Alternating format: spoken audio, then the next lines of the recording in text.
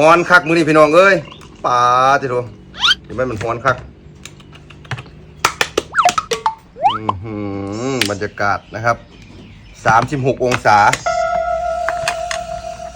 โอ้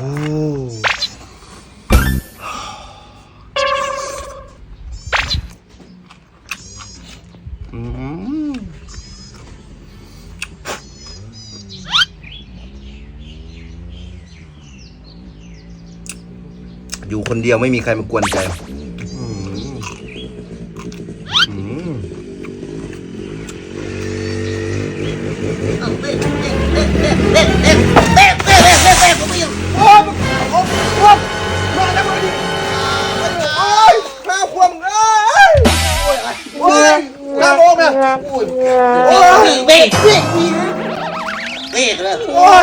มึงเลือดมึงไหล